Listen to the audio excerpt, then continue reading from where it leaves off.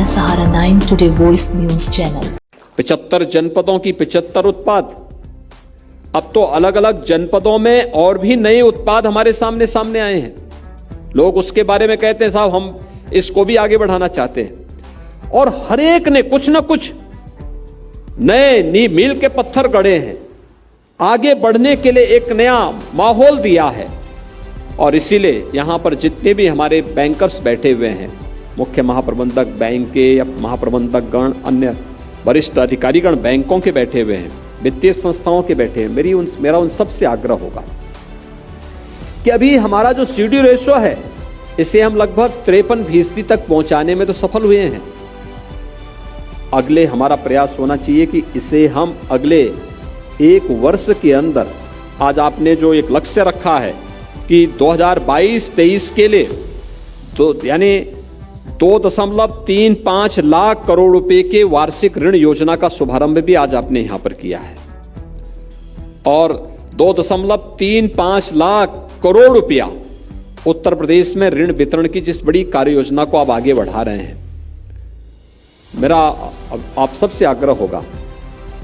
कि उत्तर प्रदेश का जो हमारा हस्तशिल्पी है, जो कारीगर है, जो उद्यमी है, आपकी पूंजी की गारंटी भी हो देगा।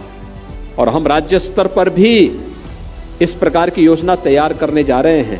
कि अगर किन्हीं कारणों से कोई ऐसी स्थिति आती है तो उसके लिए राज्य सरकार एक संबल बनकर के उसके साथ खड़ी होगी और उसे हर प्रकार से इसे मजबूती प्रदान करेगी। लेकिन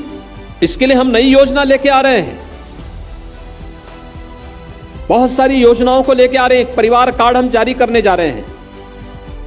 जिन परिवारों ने अब तक कोई सरकारी नौकरी नहीं प्राप्त की, जिन लोगों ने कहीं भी कोई नौकरी और रोजगार जिन परिवारों ने नहीं प्राप्त किया, बहुत शीघ्र उसकी मैपिंग की कार्रवाई राज्य सरकार के स्तर पर प्रारंभ होने जा रही है। और हमारा प्रयास होगा कि कम से कम हर परिवार के एक सदस्य को नौकरी, रोजगार या स्वतः रोजगार के साथ जोड़ने के एक बड़े कार्यक्रम के साथ सरकार आगे बढ़ने जा रही है, और उसमें बैंकर्स की भी एक बड़ी भूमिका होने जा रही है।